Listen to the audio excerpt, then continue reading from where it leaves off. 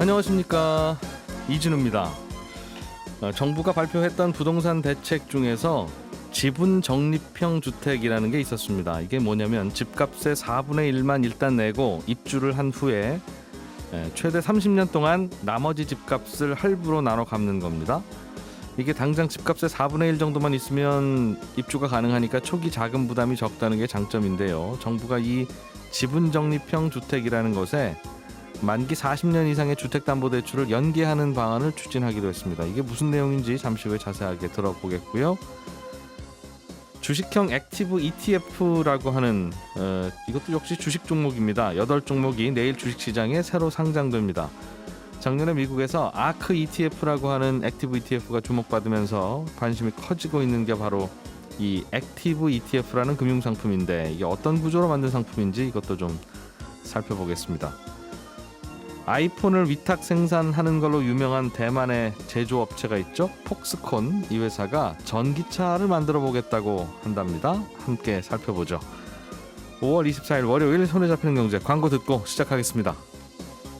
딱딱한 경제 뉴스를 물에 잘 풀리는 엠보싱 화장지처럼 풀어드리겠습니다. 오늘도 고란경제 전문 기자, 손에 잡히는 경제 박세훈 작가, 김현우 행복자산관리연구소장 세 분 나오셨습니다. 어서 오세요. 네, 안녕하세요. 자, 오늘은 내 집 마련과 관련한 중요한 뉴스가 하나 있어요.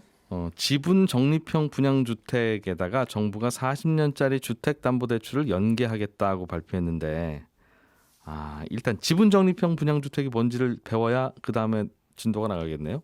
이게 목돈이 없는 2030 세대의 내 집 마련 기회를 늘려주겠다라고 해서 지난해 8.4 공급 대책 당시 도입하겠다라고 발표를 했습니다. 그런데 이게 대책을 발표하고 난 다음에요, 그 법안이 입법 과정이 이루어져야지 될 수 있는 거잖아요. 요거를 담은 내용이 개정안, 공공주택 관련한 개정안이 최근에 통과되면서 속도를 받고 있거든요. 그러면서 다시 한번 화제가 되고 있습니다. 일단 지분 적립형 분양주택이 뭐냐면 지분 적립형 분양주택. 요 말을 그대로 갖다가 썼다라고 보시면 되는데요. 지분을 적립한다는 겁니다. 그러니까 내 집의 지분을. 네.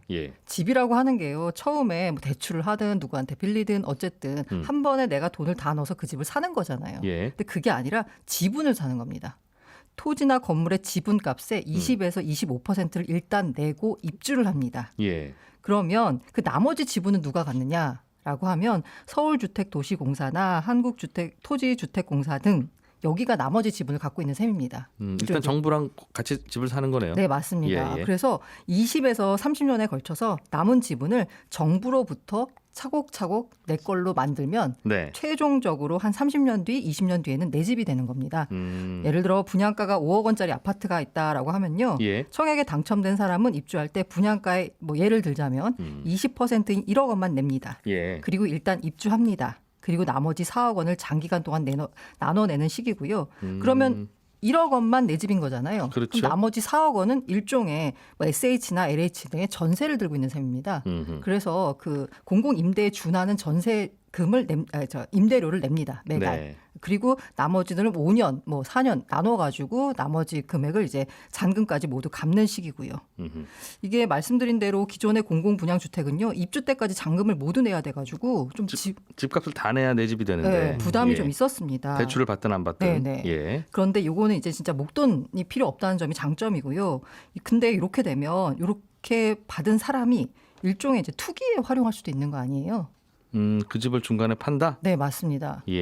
그러면 정말 조그만 자금을 가지고 큰 돈의 집을 사서 파는 효과를 올릴 수 있는 거잖아요. 그런 걸 악용을 막기 위해서요, 최장 10년의 전매 제한 기간을 뒀습니다. 실거주도 최대 5년을 해야 되고요. 전매 제한 기간이 끝나면 집의 지분을 내가 100% 확보하지 못했어도 팔 수 있습니다. 다만 조금 복잡하네요, 이게. 그러니까 다만도 들어보죠. 다만 여기서 팔 때요, 시세가 만약에 뭐 이 집이 6억이다라고 해도 6억으로 시세대로 팔 수는 없어요. 이게 정부가 정한 정상 가격 이하로만 팔 수 있도록 했습니다. 그러니까 은행이자 정도만 늘어나는 정도로 집값을 계산해 놓고 시세와 무관하게 그 가격에 팔려면 팔아라. 네, 맞습니다. 언제까지? 중간에 팔 때는? 네, 중간에 팔 때는요. 이게 전매 기간 제한 기간 동안에는 아예 못 팔고. 아예 못 팔고 전매 기간이 지났어도 언제까지는 그럼 뭐 이렇게 내가 전송받아야 지분을 돼요? 만약에 100% 확보를 했으면 괜찮아요. 네. 근데 애초에 지분을 확보하는 기간이 20년 정도로 설정이 돼 있잖아요. 예. 그렇기 때문에 100% 확보할 때까지는 그 쉽게 말하면 집의 주인이 나와 LH가 두 명인 거예요. 아. 그러니까 팔 때 내 맘대로 파는 게 아니라 LH의 동의를 받아야 됩니다. 근데 이거는 네. 10년 넘으면 제값 받고 팔 수 있겠네요. 그러면 왜냐하면 내가 예를 들면 10년 넘어서 집의 지분을 다 못 사고 50%밖에 못 가졌다고 하더라도 그 상태에서 팔면 아주 싼 값에 팔아야 되니까 집주인은 그렇게 안 팔 거 아니겠어요. 그러면 사겠다는 사람한테 나머지 50%를 돈을 빌려줘라 나한테. 내가 얼른 정부한테 집 얼른 사서 내 집으로 만든 후에 정상 가격에 거래하자. 안 그러면 다른 사람한테 하고 어떻게 할 거야 하면 되잖아요. 와, 네. 아, 네. 그것까지는 제가 생각을 못했습니다. 네, 입법 과정에서 약간 구멍이 있었던 게 아닌가라는 생각이 드는데요. 어쨌든 10년 넘어가면 네. 전매할 수는 있는 거네요. 네, 네. 그 제값 그래서 받고. 어쨌든 이게요. 만약에 전매 제한 규정을 어기면 3년 이하의 징역 또는 3천만 원 이하의 벌금이고요. 예. 1호 사업지로는 서초구 방배동 성디마을 등이 검토가 되고 있다라고 합니다. 서울의 집값 비싼 곳에서도 한다는 뜻이네요. 네. 근데 이러면 이래서 40년짜리가 들어오는 겁니까? 집값이 이런 동네에서는 아무리 싸게 줘도 10억 넘을 텐데 제값 받고 팔면 국민주택은 20억 가까이 되는 동네일 텐데 얼마에 분양하더라도 이거를 돈 갚으려면 쉽지는 않겠어요. 그래서 예. 이거는 아까 말씀드린 지분 적립형 주택은요. 예. 주무부처가 국토부라고 하면 예. 이번에는 금융위원회가 나서서 여기서 또 내 집 마련을 더 쉽게 하기 위해서 40년 초장기 모기지를 연계하겠다라고 발표를 했습니다. 네. 40년 초장기 모기지는요. 이 그 39세 이하 청년과 혼인 7년 이내 신혼부부를 대상으로 7월부터 도입하는 겁니다. 예. 보통 아마 주택담보대출 받으신 분들은 최장 해봐야 뭐 30년 정도라고 할 수 있는데요. 예. 이걸 이제 40년까지 초장기로 늘리면 매달 갚아가는 원리금 상환 부담이 줄어듭니다. 그래서 역시나 목돈이 없는 청년층이나 신혼부부 대상으로 해서 도움이 되지 않겠느냐라고 해서 연결하겠다는 거고요. 예. 그러면 그 어떤 사람들이 대상이 되느냐라고 보면 보금자리론 요건을 준용한다라고 합니다. 보금자리론은요. 연소득 7천만 원 이하, 부부 네. 합산이면 8,500만 원입니다. 예. 조건을 갖추면 6억 원 이하 집을 살 때 LTV 담보인정 비율 70%를 적용해서 최대 3억 원 한도로 대출이 가능합니다. 지금 그렇다는 거죠? 네, 근데 예. 요거 사실 6억 원이면요. 예. 서울에 있는 웬만한 집은 다 6억 원이 넘잖아요. 예. 그래서 요거를 지금 당정에서 9억 원으로 상향하고 소득 여건도 1억 원 이상으로 올리는 안을 논의 중에 있습니다. 그러니까 40년 모기지 대출을 받으려면 분양가가 9억이 넘으면 안 되는군요. 지금 현재는 6억입니다. 그런데 앞으로도 제한은 두되 한 네. 9억 정도로 네네, 정하려고 맞습니다. 한다. 네네. 서울에서 분양하는 아파트는 이걸로는 못 받겠네요. 그러면. 어쨌든 이게 월 상환 부담을 낮춰준다라는 취지잖아요. 예. 근데 이걸 통해 가지고 그러면 공급 문제가 해결이 되냐? 이 부분에서는 사실 역부족이다라고 할 수 있습니다. 2023년부터 지분 적립형 주택을 실제 공급할 수 있을 것으로 보는데요. 예. 공급 규모가 사실 2028년까지 17,000가구 수준에 불과합니다. 그렇군요. 이게 40년 모기지가 필요한 곳은 집값이 비싼 곳에서 필요하겠죠. 네. 비싸지 않으면 그냥 한 10년, 20년에 걸쳐서 월급 받은 걸로 모아서 저축을 해서 갚아도 거의 되니까 안 그러면 뭐 10년 모기지로 받든가 해도 되는데 40년 모기지가 필요한 곳이라면 이건 집값이 너무 비싸서 그래서 내가 나머지 돈 한 7, 80%를 지분을 적립하려니까 내 힘으로는 안 됩니다. 할 때나 이제 필요한 대출 아니겠어요?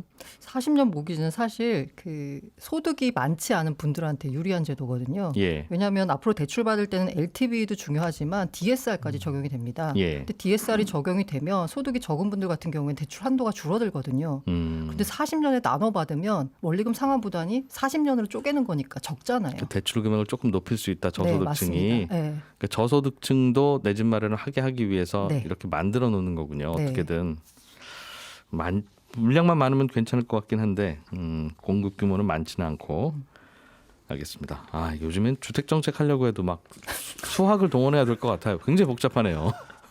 일각에서는 이럴 거면 그냥 집 살 때 대출 한 7, 80%도 해주면 되지. 네, 뭘 이렇게 맞습니다. 복잡하게 합니까? 그래서 하는 질문을 할 수는 있을 실제로 텐데. 민주당의 부동산 특위에서 LTV 예. 자체를 높이자라는 예. 얘기가 나오고 있는데 이게 금융당국의 가계부채를 좀 줄이자라는 정책과는 좀 어긋나는 방향이라서 그걸 안 건드리면서 어떻게 하면 실수요자 혜택을 줄 수 있을까 하고 그렇게 하려고. 짜내다 보니까 이런 별별 방법이 다 나오는 그럼 거예요. 중간에 펑크 나는 돈은 LH나 SH가 사실상 빌려주는 거잖아요. 지분 적립형이라는 게. 맞습니다. 은행에서 빌리면 가계부채고 LH에서 빌리면 괜찮아요? 알겠습니다. 김현우 소장님 네. 아이템으로 넘어가 보죠. 액티브 ETF 이게 8종목이 내일 주식시장에 상장된다는데 네. 액티브 ETF가 뭐예요? 액티브 ETF를 이해하려면 일단 ETF의 개념도 이해해야 되고 액티브 펀드의 개념도 이해를 해야 되는데 ETF는 많이 들어보셨죠. 우리말로 상장지수 펀드이지만 예. 이게 주식처럼 거래할 수 있게 상장된 펀드입니다. 그런데 이때 말하는 펀드는 인덱스 펀드예요.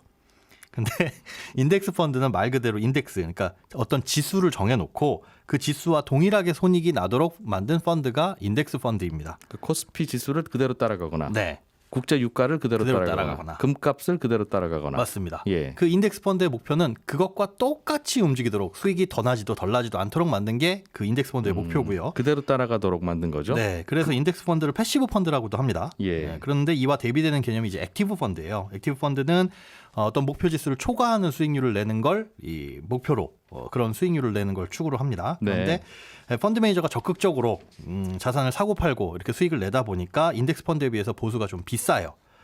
예를 들어서 이제 코스피 200 지수를 추종하는 인덱스 펀드하고 액티브 펀드를 예를 들자면 예. 코스피 200 인덱스 펀드라는 건 시장에 상장된 그 코스피 200개 대표 업종을 한 주씩 다 사가지고 담아놓은 것과 동일한 효과를 내는 게 목표입니다. 예. 가만히 두면은 그냥 코스피 200 지수 그대로 움직이겠죠. 액티브 펀드는 그 주식들을 좀 쌀 때 사고 좀 비쌀 때 팔고 이것들을 이제 펀드 매니저가 적극적으로 함으로써 코스피 200 지수보다는 좀 높은 수익률을 내는 걸 추구하는 게 목표다. 그런데 액티브 ETF라는 건 이런 액티브 액티브 펀드를 주식처럼 거래할 수 있게끔 상장해 놓은 게 액티브 ETF다라고 보시면 됩니다. 일단 ETF라고 하는 건 주식이 한 종목 담겨 있는 게 아니라 네. 여러 종목이 담겨 있는 거네요. 네. 일단은 그렇죠. 기본적으로는. 근데 그러나 이런 이것저것 담겨 있는 종합 선물 세트를 ETF라고 하는데 그걸 이제 상장시켜서 거래한다는 거고. 네. 패시브는 펀드 매니저 마음대로 담지 마. 정해져 있잖아. 네. 지수를 그대로 따야 되니까 지수에 포함되는 종목들의 그 비율대로 그대로 담으세요. 네. 그러니까 고등학생도 할 수 있는 거고. 그렇습니다. 숫자가 정해져 있으니까. 죄송합니다. 매니저. 고등학생을 무시해서 죄송합니다. 공부에 바쁜 고등학생도 할 수 있다. 네, 네. 조금만 시간 내면 예. 그런 의미였어요. 액티브 ETF는 펀드 매니저가 뭔가 영감과 어떤 결단력으로 노력과 이 회사 이거 될 것 같은데? 라고 네. 생각하면 담는 거죠. 예, 그렇습니다. 그랬다가 좀 주가가 오르면 팔고 네. 또 싸지면 나름의 영감으로 또 아. 사고. 네. 이게 문제가 액티브 ETF가요. 동그란 네모 같은 거예요. ETF가 지수 맞아요. 추종하는 패시브 성격인데 예. 거기다 액티브하게 하겠다는 거예요. 뭘 추종하지도 않겠다는 예, 거죠. 우리말로 상장 지수 펀드라고 하는데 사실 지수와는 전혀 무관한 그러니까 약간 따뜻한 아이스 아메리카노 같은 느낌이 들긴 하는데 펀드 매니저가 내 마음을 추종해 하는 펀드죠. 네, 그런 느낌입니다. 내 손이 가는 종목을 내가 담고 나를 믿고 따라와 종목 그런 펀드네요. 네, 약간은 그거를 생소하죠. 많이 그걸 상장하는 네. 그런 게 8개가 상장된다고요? 네, 이게 지금까지는 한 3개 종목이 상장이 돼 있었습니다. 주식형 펀드는. 예. 이게 지금 이렇게 상장되는 이유가 총 3가지로 요약을 할 수가 있는데 일단 성장할 수 있는 환경, 제도적인 환경이 조성이 됐다. 요 관련법이 작년 7월 27일에 개정이 됐어요. 그 전까지는 채권형 액티브 ETF만 가능했는데 아니 혹은 이제 주식형 펀드는 패시브로만 가능했고요. 이제 예. 법이 개정돼서 이것도 가능하다라는 걸로 볼 수가 있겠고 두 번째는 이제 캐시우드 뭐 예. 돈나무 언니로 유명하죠. 아크 인베스트먼트라는 이제 미국의 자산운용사가 있는데 미국 시장에는 이런 액티브 ETF가 활발하게 2008년부터 상장돼서 운용 중에 있습니다. 예. 그런데 그 펀드들이 올해 초에 수익이 꽤 잘 났었죠. 짭짤하게 잘 나다 보니까 그런 ETF들 그 서학개미라고 불리우신 분들이 이런 ETF들을 투자를 많이 했었고 그러다 보니까 이제 국내에도 많이 알려진 영향이 있고요. 네. 세 번째 이유는 이제 국내 자산운용사들의 공모 펀드 실적이 거의 이제 규모가 점차 줄어들고 있는데 굉장히 큰 폭으로 감소를 하고 있습니다. 그러니까 우리가 일반적으로 은행이나 증권사 가서 펀드 가입할래요 하는 이런 공모 펀드들이 네. 2010년에 비해서 거의 반토막이 났어요. 그때는 이제 당시엔 96.7조 그러니까 96조 7천억 원이었는데 예. 작년 말에는 45조 2천억 원으로 감소를 했습니다. 가입하러 가기도 귀찮고 예. 가입해봐야 결국 펀드 매니저가 굴리는 거고. 그렇죠. 그러다 보니까 뭐- 나 그냥 주식에 직접 투자할래. 네. 혹은 ETF 투자할래. 그래가지고 ETF는 6조 1천억 원에서 52조로 증가를 했습니다. 같은 기간 동안. 아 그러다 보니 그러다 보니까 자산운용사 입장에서는 먹을 보수가 많이 반토막이 난 거죠. 펀드에 손님이 없으니까. 그렇습니다. 그러다 보니까 이제 궁여지책으로 대안을 찾아 나가는 게 이런 액티브 ETF들을 조금씩 만들어내는 거 아닌가 그렇게 생각이 되고 있습니다. 그게 그냥 펀드네요. 그렇습니다. 그냥 요즘은 펀드고, 인기 없다는 그 펀드를 네, 상장을 시켜드리면 인기가 생기나 해서 그냥 상장시켜드리는 거죠. 맞습니다. 쉽게 사고 파시라고. 네네. 근데 참 이게 우리 투자자들은 공부하고 투자해야지 묻지마 투자는 하지 말라고 하잖아요. 그렇죠. 근데 이게 정확히 묻지마 투자 아닙니까? 친구한테 맡기는 거랑 뭐가 다른 거예요? 그래서 운용사의 철학을 믿는 거죠. 네.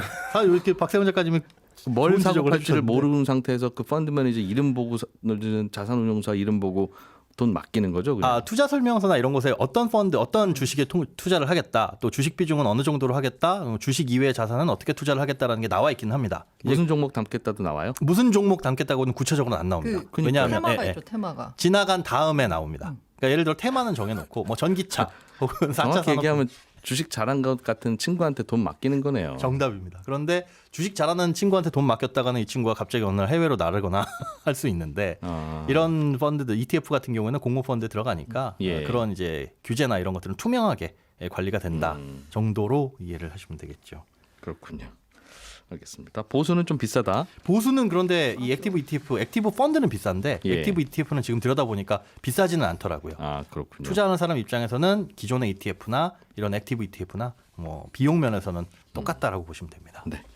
액티브 ETF 배워봤고요. 좋은 건지 안 좋은 건지는 뭐 이제 청취자분들이 알아서 판단하시면 되고 장단점이 뚜렷하게 있네요. 네, 그렇습니다.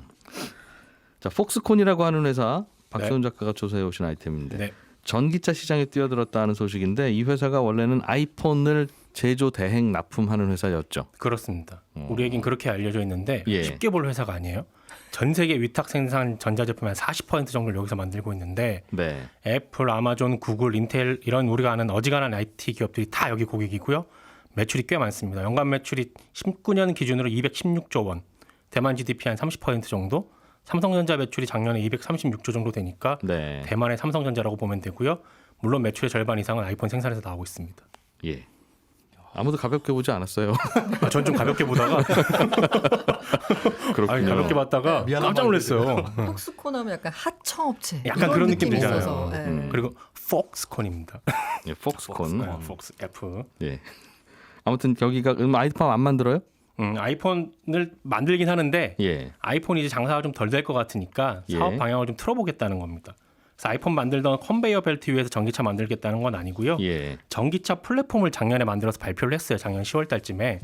플랫폼이라는 게 쉽게 말해서 전기차의 뼈대인데 배터리, 바퀴 그리고 구동축 이렇게 이루어져 있어요. 네. 이 플랫폼이 있으면 그 위에 좌석 올리고 차 뚜껑 올리면 비교적 간단하게 전기차를 만들 수 있는 건데 그러니까 폭스콘은 우리가 플랫폼 제공해 줄 테니까 다른 기업들은 외관 디자인이나 소프트웨어만 들고 찾아와라.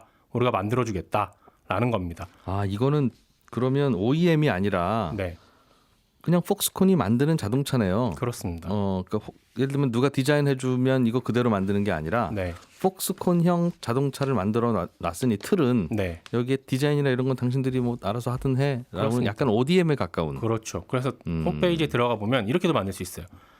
제가 차종은 SUV로 해주시고요, 후륜구동으로 해주시고요, 예. 배터리 용량은 100kW 파워로 해주세요. 이렇게 고객 맞춤형으로 제작이 가능하다는 거죠. 그러니까 지금은 폭스콘이 아이폰을 위탁받아 생산하는데 예. 앞으로는 전기차를 이런 방식으로 만들어 보겠다는 겁니다. 그렇군요. 야 이거는 전기차 시장에 또 새로운 바람입니까? 아니면 뭐 그냥 그런 소식입니까? 새로운 바람이라고 볼 수도 있고 아닐 수도 있어요. 볼 수 예. 있다는 건 뭐냐면 지금까지는 자동차를 만들려면 생산부터 설계 뭐 이런 거 다 자동차 회사가 하나 알아서 다 해야 되잖아요. 예예. 그러다 보니까 후발주자들이 뛰어들기 어려운 부분이 있는데 전기차를 이런 식으로 만들게 되면 반도체 지금 그렇게 생산하고 있잖아요. 예. 설계하는 데 따로 생산하는 데 따로 전기차도 앞으로는 설계하는 데 따로 생산하는 데 따로 이런 구도로 만들어질 수 있다는 건데 저희 취재하면서 전문가들한테 좀 물어봤더니 이게 실제로 될지 안 될지는 한번 나와 봐야 할 것 같다. 일단은 이상은 좋은데 예. 제대로 된 자동차가 나올지는 나온 다음에 봐야 될 것 같다. 네. 혹자는 아이폰도 만드는 회사가 뭘 못 만들겠냐 하는 생각을 할 수도 있고. 안전에 네, 안전 때문에. 아 자동차요? 네. 그거 알아서 잘 만들겠죠. 그러니까 나와 봐야 알 것 같다. 이게 안전이 아무래도 그러니까 아이폰이 터져도 그냥 살짝 상처 입는 건데 자동차가 되면 그렇죠. 알겠습니다. 그럼 나오면 다시 한번 살펴보는 걸로. 예. 고란 기자님, 오늘부터 배달 앱으로 음식 주문하고 결제하면 할인을 해준다는데 이거 어떻게 하면 되는 겁니까? 이거 지난 2월에 완료된 거 이번에 다시 하는 거고요. 예산 소진되면 끝나니까 빨리빨리 쓰셔야 될 것 같습니다. 예산 책정된 게 일단 260억이라는 점 말씀드리고 카드사 홈페이지나 앱에서 참여를 응모합니다. 네. 기존에 응모하셨던 분들은 응모 불필요하고요. 응모한 카드로 배달 앱에서 주문과 결제를 2만 원 이상 네. 4번 하면 4번째 때 10,000원을 환급해 주는 구조입니다. 예. 예, 동일 카드사 1회, 2회 인정이고요. 아까 2만 원이라고 했을 때 배달비 할인 금액 포함한 최종 결제 기준으로 2만 원을 넘겨야 됩니다. 대개는 주문할 때 이 정도는 해야 또 배달이 되기도 하는 경우도 많더군요. 뭐 하나만 해도 배달해 주는. 그렇기도 하고 네네네. 뭐 가게마다 예 어쨌든 그 KB국민, NH농협, 롯데, BC, 삼성, 신한, 우리, 하나, 현대카드 등 9개사가 참여하고요.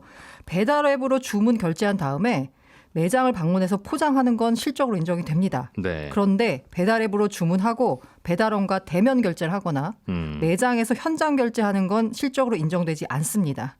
네이버페이나 반드시 앱을 통해서 결제하나요? 네, 맞습니다. 네이버페이나 카카오페이 등 간편 결제 서비스가 만약에 그 응모한 9개 카드사와 연계돼 있다. 네. 그럼 이것도 이제 실적으로 인정을 해 주고요.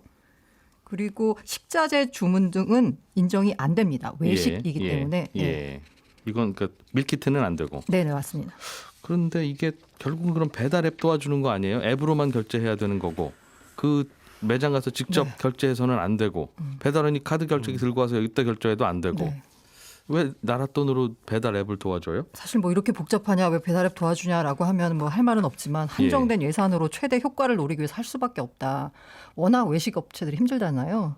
식당들이 그거 도와주는 건 이해가 되는데 네네. 왜 배달 앱을 통해서만 해야 되는지 비대면을 강조하기 위해서. 그래서 그래요? 네, 그래서 전체 예산이 660억이거든요. 일단 알겠습니다. 260억만 쓰고 400억은 자, 이건 남겨뒀습니다. 들어보죠. 고맙습니다. 감사합니다. 예, 경제뉴스 정리 여기까지 하고요. 김현우 소장, 박세훈 작가, 고란 기자 세 분도 고생 많이 하셨어요. 저는 11시 5분 손경제 플러스에서 다시 오겠습니다. 고맙습니다.